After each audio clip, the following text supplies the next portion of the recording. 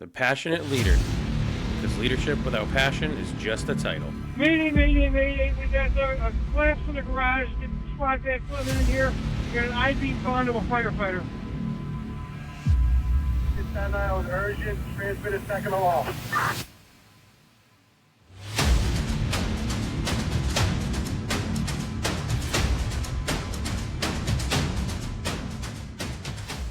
Ask yourself this: what does it take to balance a leading volunteer fire department, working as a career firefighter at an airport, and still finding the strength to fight through life's hardest challenges? Today, we're going to find out with our guest. Spencer Tuftee brings 15 years of fire service experience to the table, currently serving as a chief of the Charles City Volunteer Fire and EMS and a firefighter EMT at an airport nearby. With boots on the ground, experience on both volunteer and career sides, he's committed to bridging the gap between the two and leading with a mission-first mindset, people always mindset, rather. His fire service journey started in a now-defunct rescue squad and gained serious momentum in 2012 when a boating accident left him injured by a flare. The ambulance ride that followed and the conversation he had with the medics while still fully alert set the course for the rest of his life. Spencer holds a long list of credentials, including Firefighter 1, Fire 2, EMTB, AR, he's an ARF guy, he's got EVOC 1, 2, 3, and 5, Instructor 1, Officer 1, and nearly finished with his fire science technology degree. But his real passion lies in mentoring the next generation, championing mental health, and challenging the outdated mindset that the career and volunteer firefighters don't belong in the same room. Off duty, Spencer keeps busy with amateur radio, emergency communications, wrenching on vehicles, repairing emergency vehicles, and helping run his family kettle corn business. But the real foundation of his life and leadership is his wife, his partner in every sense of the word. They met in 2012 on a call at the county line where their two departments had been dispatched. A year later, Spencer found himself at her parents' house for a gas leak call, not knowing that years down the road, the moment would mark the beginning of a lifelong partnership. She moved in as a roommate, and over time the bond grew. They got engaged in 2019 and were married on July 18th, 2020, right at their current firehouse and in the dead middle of COVID. His wife is a 22-year veteran of the fire service, currently serving as the EMS captain at their volunteer fire department. 6 months after they were married, she was diagnosed with multiple sclerosis. The road hasn't been easy, it's mentally and physically, but they face every hard day side by side. And on the good days, they're a hell of an EMS crew. She continues pushing forward, determined to get cleared on the engine and the tanker, and remains just as passionate, if not more, about mental health in the fire service. Spencer credits her with everything: his decision to start a career in the fire service, the confidence to accept the chief's position, and the man and the leader that he is today. They just celebrated 5 years of marriage on July 18th. In short, Spencer doesn't just talk about pride, passion, and resilience. As we've just heard, the dude lives it. Ladies and gentlemen, welcome to the show, Spencer Tuftee. How are you? I'm doing good, sir. How are you? Good. So, obviously that is a lengthy bio. So many places we could really start with. So, if you want to just kind of take me to the what brought you into the fire service and what got you to where you are today. Well, always had a passion for helping others, always had a drive to be there when people are in need. And through different things throughout my younger years of helping out around school, helping out with different folks in my neighborhood, I was always looking for an outlet. And I went and took the CERT class, or Citizens Emergency Response Team. And they said, hey, you can't do this, but you can do all these things. And I said, no, you're restricting me, and I don't want to be restricted. I want to be able to help. Yep. So that's where I had started applying to get into different volunteer agencies, and the local one there was, for whatever reason, I don't want to speculate on it, I wasn't let in. My paperwork didn't make it to the board. So a friend of mine was a member at the rescue squad, and he said, hey, come on up here. We need members. I said, okay. So it started out on the EMS side. I got into the department, and shortly after, as mentioned in my bio, I ended up getting shot in the face with a flare gun. That left me in the hospital for a week and a half and stuck at home for 2 months while it healed up. Of course, doctor said, "No, you'll never feel anything there again. You'll never grow hair there again." I feel it, and there's hair growing there. Sure, sure. So, but that ride in the ambulance, talking to the crew, a very short talk with the crew. Let me tell you, the pain medicine hit pretty fast, and I can imagine. I don't remember the trip, most of it at least. But that time, then the week in the hospital, watching every single episode of Emergency, at least twice, really just it pushed me further into this career, this choice of doing fire and EMS, both volunteer and career. Mm. Now, 4.5 years ago, if you'd have said, "Hey, why don't you, 4.5, 5 years ago, time does fly. If you'd have said, "Hey, why don't you go do this for a career?" I don't like the constant headbutting between career and volunteer. I don't care for it. Sure. I love my volunteers. I've been in this long enough that I don't want to give up volunteering. But in several of my guys at the volunteer house, my wife, they said, "Hey, you should do this for a career." Okay.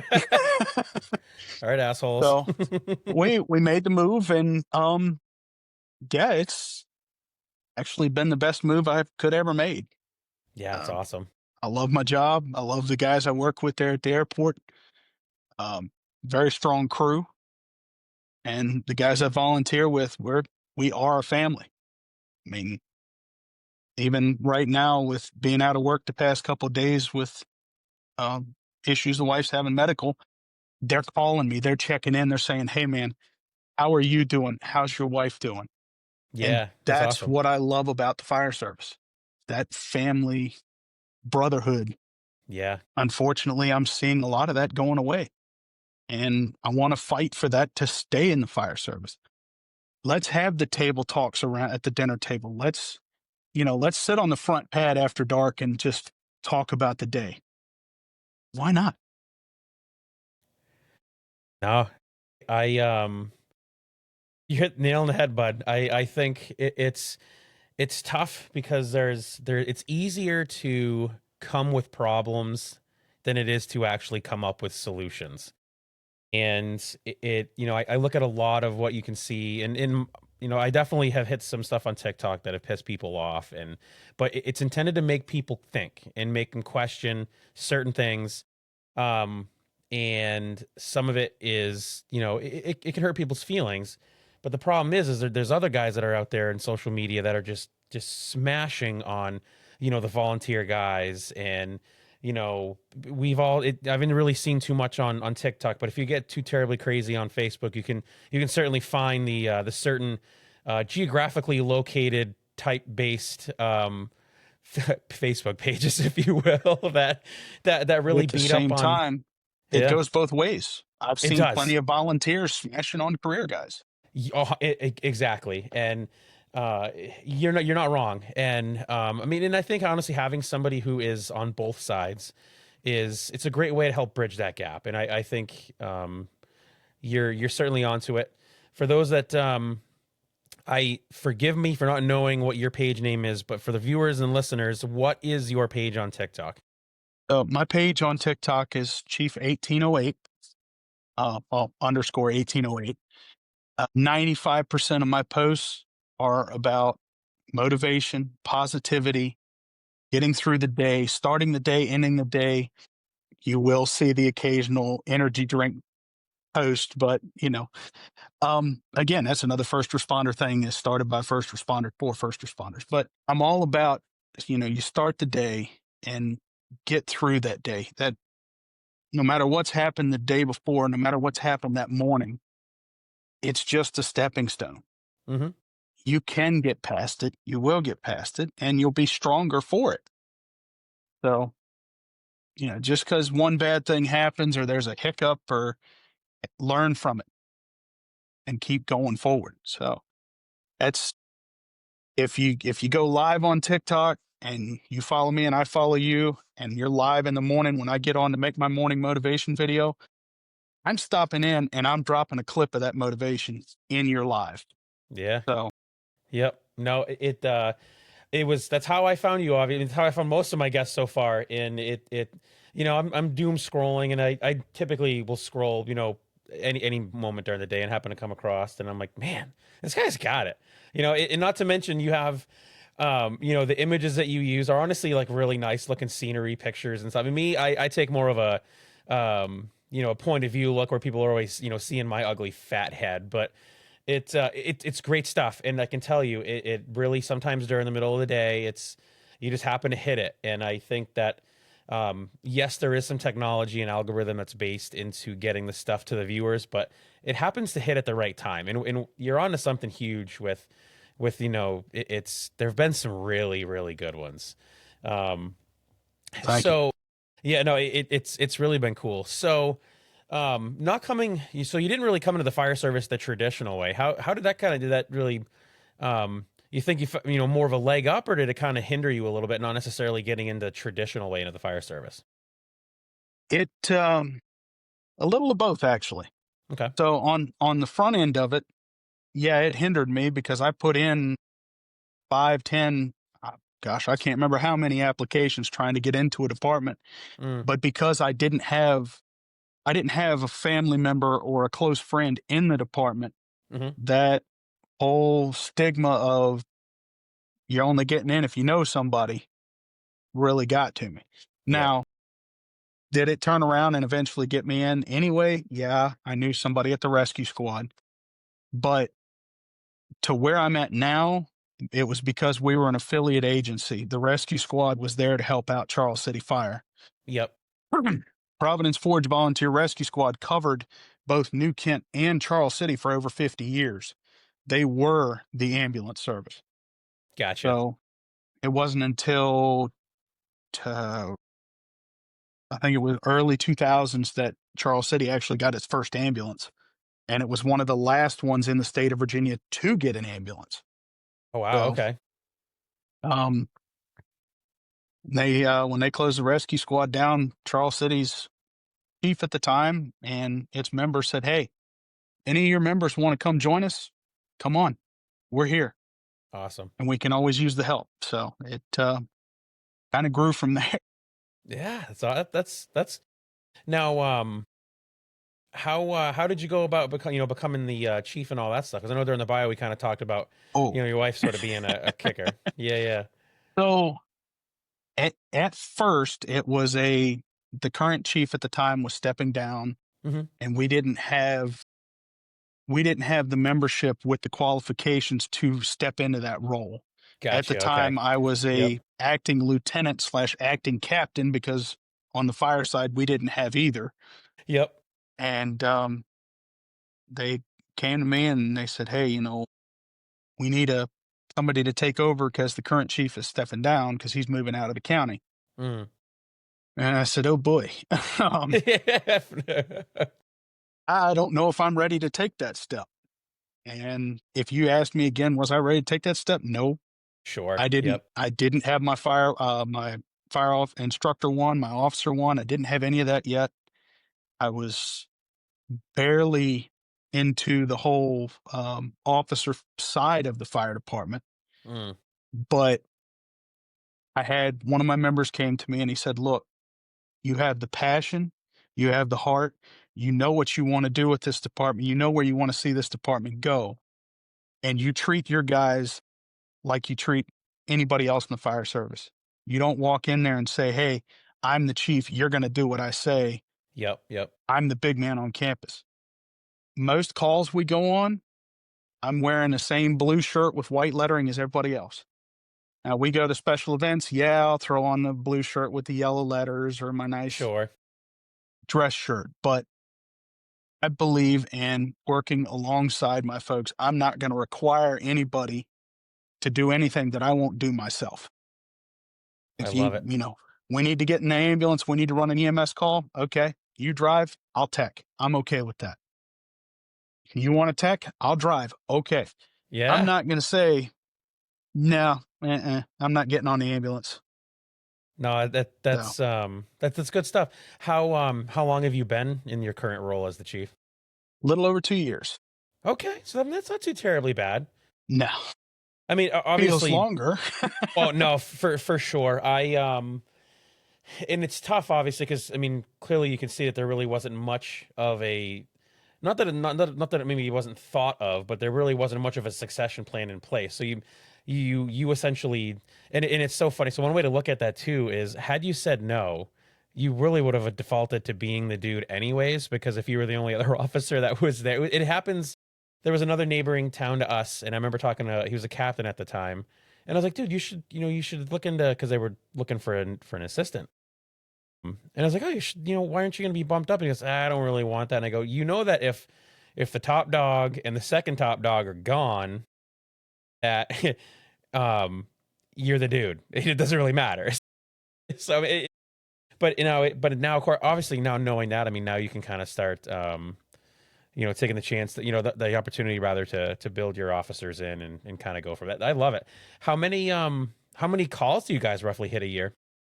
So for the whole county, or the county as a whole, because we do have 2 career stations, our station's 100% volunteer. Okay. The other 2 stations are staffed 24/7. Last year, it was a little over 1,200 calls.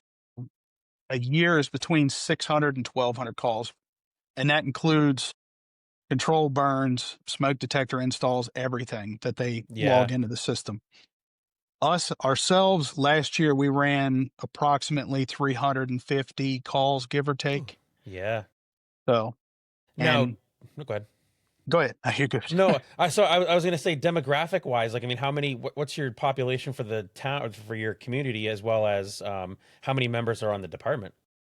So last demographic check that was done, it was approximately 6,000 to 6,500 people Okay. spread out over 208 square miles. Holy Jesus. Our average response time, if it's within our first due, when we're up and the 2 career stations are still there, our first due run time is under 10 minutes. That's amazing. Now, if the other 2 stations are out, our response time can be upwards of 30 minutes. Of And course. then our transport time to the hospital can be upwards of 45 minutes to an hour. So we do rely on the helicopter sometimes to transport critical patients, but Sure.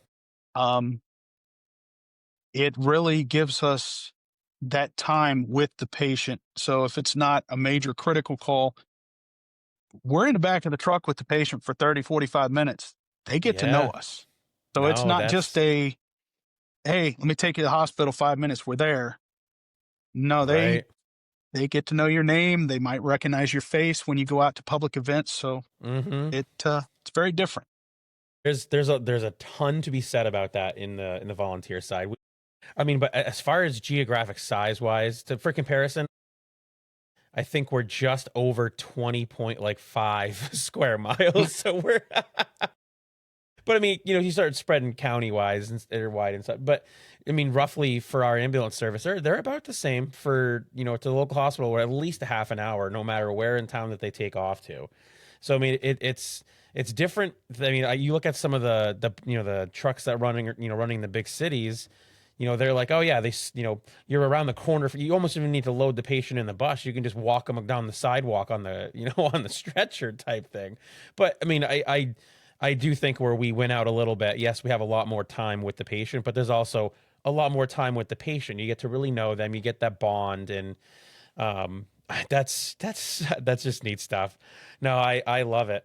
And obviously, so you've talked about kind of bridging the gap between the volunteer and the career side. How have you kind of used both of your positions to sort of start that process? So initially, the start of my career was with Charles City Fire on the career side. So I stepped away from the volunteer house because you can't do the same thing in the same county. Yep. Federally. I did step away from the volunteer department for a little over a year to work with the career department and attempt to say, hey, we're the same guy. Right. I got the same training you do. I'm coming in here. I don't have to get anything additional. I've already got the fire certs. I've already got the EMT cert. Yes, I got to get cleared on the equipment. But we're the same thing. We're here for the same job, the same mission, one goal, one family. What's the problem? Yeah. Where's the issue? Right. you know, yes, there are guys on both sides that go out there and they're like, let me throw all the lights on my truck and go ham and just do Yeah. whatever. It's, I have seen it on both sides. Sure. I have Yeah. seen guys that are career off duty go and do their thing. I've seen volunteers go and step out of their scope, and it happens on both sides. So the whole, you see it on TikTok, you see it on Facebook, the whole, volunteer this, volunteer that.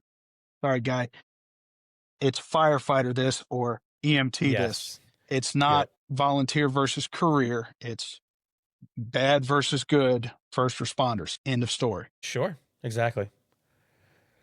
One of the coolest things I ever saw. So we are primarily either combination departments or exclusively, on-call volunteers.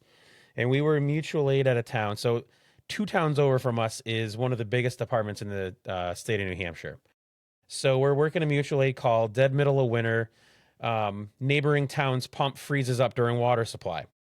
So we call in their cover assignment that was covering the host town, if you will, the town that had the fire. I'm in charge of water supply, and up pulls the, most beautiful fire truck from the big city that you can get. And I tell him, hey, I need you to draft from this porta tank and push it up the LDH up the driveway into the pumper that's up there. And I gotta tell you, they were like, they look at me and they're like, "What? Can our truck do that?" And I'm like, "It sure can." By the grace of God, their chauffeur for the day he does similar to you. He's career and he's also a unpaid professional. Somebody, without getting off track too much, somebody the other night during one of my lives, the other night, probably a couple of weeks ago, used the phrase unpaid professionals, and I'm trying to actually use that now instead of volunteer, because I think that's a really good way that we can maybe start to bridge that gap, because we are professionals no matter what we do. Absolutely. So back to the story. So of course these guys peel off the truck and they are just perplexed. They don't know how they're going to get water out of this static water source and push it up the hose, because they are 100% used to, hydrants and positive pressure and all that whatnot. So they're like, can it? And I'm like, yeah, I know I can. So like I said, thank God their chauffeur was on, and I look at him and I go, hey, Pat, can you fricking get water out of this damn pond and put it in that fricking hose? And he goes, of course we can. So, and it was funny because one of the guys on the step, he at the time was one of the hose gurus for the state of New Hampshire. Like he was our hose advancement guy, and he was just lost. Absolutely didn't. So, of course, long story short, they draft water, and they were all like, wow, I didn't know we could do that. So of course, jokingly, because we're all, we're close enough, in proximity that some of us do work with, with each other. I'm like, well, guys, that button there that says prime is not talking about how you guys are as firefighters. That's actually what the truck can do to get water from the pond. And it was funny as hell. So, but it is, I think one of the hardest parts is there is that, the career firefighters feel that the unpaid professionals just don't know what they're doing. And yes, sometimes I will say that on the unpaid side, we don't necessarily do the best to help ourselves out with some of the things that we do, we say, that we portray.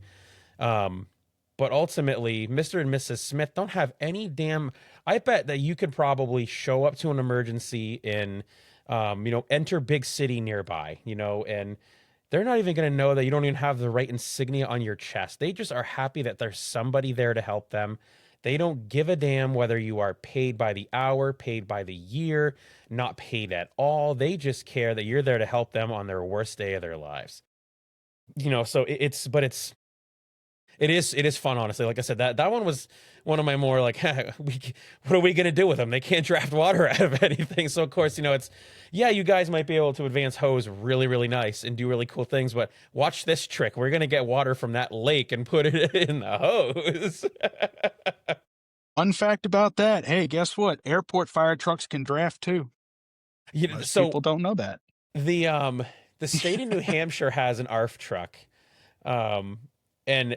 Which is funny because Manchester's our biggest airport, And Hmm. but there's no other major, you know, I mean, I guess Boston is another major local airport, but it's funny because they have we just got the damn thing, dude. I think the beginning of this year it showed up. I mean, the thing is fucking beautiful. I wouldn't know a damn thing about how to run the stupid thing, but I know that it's beautiful. But I honestly I never knew. I always thought, here I am, just 100%. I mean, I'm a career guy in the in the country, but I never knew those things could draft water. That's actually pretty damn cool. Yeah, well, I didn't know much about them until I started there, so I learned that myself. Uh, Oh my God, that is awesome. in Um, regards to your comment earlier about they don't care who it is showing up, that has been one of my big argument points about they say, oh, well, Charles City volunteers over here just trying to make themselves look better. mm, No, no, bud, not at all. Because when we go out, the only difference that people notice between us and y'all is the fact that our trucks are blue and your trucks are red. Other right. than that, our shirts are the same color, our logo's not far off of each other. And when we walk in that house, they don't see Charles City Volunteer or Charles City Career. They see Charles City Fire. Right. Period. That's it. Yeah. I love it. And it it is quite entertaining, honestly, because the only time I've ever seen it, we're covering a neighboring town for like their Christmas time celebrations. Usually when they give like their awards out to their firefighters. And a resident did see they're like, why are you guys here? And I was like, oh, because your fire department is they called us in to stand by at the station to, handle any emergencies because they are spending some quality time together as a family with their extended family members. Oh, that's such a, and that was it. But there was no like, no, I can't be helped by you guys. Nobody cares. Yeah. And I mean, I can tell you flat out that um, most communities, especially up here in New England, they I'll get people to call all the time. They're like, "Oh wait, you guys aren't full time?" And I'm like, "No, we are, we are compensated professionals. We're not unpaid professionals. So we get paid by the hour, on call." But I'm like, "No, these guys, we got lawyers that are coming in case there's a fire, and it's hit or miss for us. We could get 15 guys for an alarm activation on Wednesday at noon and 0 guys on Thursday at noon for a structure fire. And it's that honestly is probably one of the bigger downfalls, I think, to the volunteer side is the uncertainty of staffing. So obviously with the Yeah. career side, you know what you kind of have coming. Um, and it's one of those things. I mean, look at where we are. We're a combination. So it's me and the chief of the 2 full-time guys, and then everybody else is paid on call. And every town next to us is the exact same business model where they have some mix of career and volunteer guys. So that helps us a little bit, but there is still that stigma. It's the nationwide stigma of the difference. And if you could get through the hardos heads that, like you said, I have to follow the same criteria that the full-time guys do. The only thing that they might get, which is more of a jealousy factor on my end, is they get to see more stuff. That's really about it. But I mean, it's all the same stuff. We're held to the same standards. And like I said, I mean, sometimes it's really just making sure that we just don't shoot ourselves in the foot, by Yeah. posting goofy stuff or in you know what? Sometimes you're gonna find these social media pages that just find the low hanging fruit, and it's like, well, yep, that one slid by. Whoopsies, are bad. Yeah. I mean, you always got to watch what you do because you never know who's got a Yes. camera. Oh, and we it's you're regardless of whether you are a paid professional or an unpaid professional, you're always in the spotlight of your residents. And Absolutely.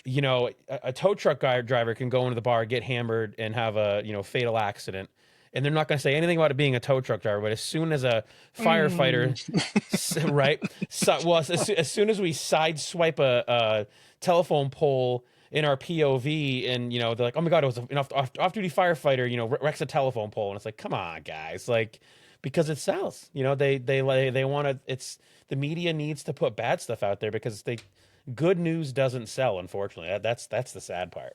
You're right about that. Yeah. Yeah. All they want said dirty laundry. Oh, dude. Yeah. And sometimes it's just easy to grab. Um, Got that right. so the fire service is where you met your wife. How has that relationship sort of shaped your journey through, through your career? Well, you know, you'll get a lot of guys that'll say don't date or don't have a relationship within the same department. They're right 95% of the time it doesn't work. Yep. Yep. Um, I have really been blessed and it's been quite the journey. And it works for us. It's Yeah, not of gonna work course. for everybody. I got a lot of guys who, they come in the volunteer house and they're like, "Hey, my girlfriend, my wife, my sister, whoever, they want to join too." Does it work? Sometimes it does. Yes. Sure. There are Yep. other times when it creates drama, Mm-hmm. and drama, no matter what you do, is going to be in the firehouse, but you don't want additional drama in the firehouse.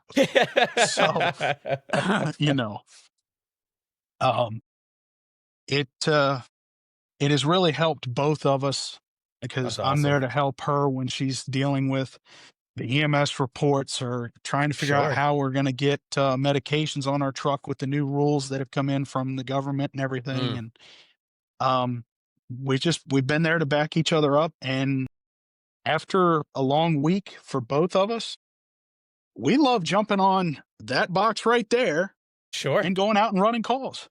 Yeah. No, that's great. I mean, it's where we met. It's what we love to do. She started when she was young. I was a little older, but we love what we do. I mean, it is more than just a career for us. It is a Mm, passion. It is a calling. yeah. No, so you say 95%, but I had to laugh because when you said that you guys started off as roommates, so my wife is a lieutenant on the same department that I'm on, right? So you and I aren't too terribly far apart. So we started off as, I was going through a divorce, and we started off as roommates, and then it was like, she's actually kind of fun to hang around. And now honestly, let's say we're now married. And I'm sure there's probably guys around the house that want to kind of complain about her as being a lieutenant, but I can tell you right now that there is absolutely nothing that if we have business to talk about, it's you know put it in an email so that all the officers see what we're talking about, and it's not like it's not like JP and his wife are going through and talking things during the dinner table. It's literally like we keep everything above board. And if she has a complaint, so being a deputy, I am the person that is above her captain. But Right. the way that it works out, there's two deputies. So we try to make sure that through our span of control that she is never underneath my control, just to again protect the whole. It's the image that there's favoritism and stuff. And I'll tell you right now, if there's anybody I'm going to be harder on in the fire service than myself, it'll be her. So Mm. it's honestly sometimes it's old mentalities, and you're going to have familial connections in the fire service if you're in any way, shape, or form. You can have career departments where husband and wives are on. They might just have more protections in there that you can't be on the same shift, or if you are, it's at different houses, or whatever the case is. But it's also, it makes being in the volunteer side just so much better. Mhm. I mean, and it's plus, dude, we can get some amazing freaking jokes. Like if I say something at the firehouse that is, not necessarily off color, but yeah, I forgot, I can't even give you a good example, but I had said something to her about going and doing something, and her immediate clap back, she turned, I think it was something about washing the trucks, and she clapped back.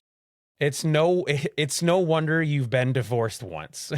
Oh. So yeah, I mean, and of course everybody at the house just stops and they're like, and I'm like, what are you guys stopping for? Get to work. Like, that's how we joke.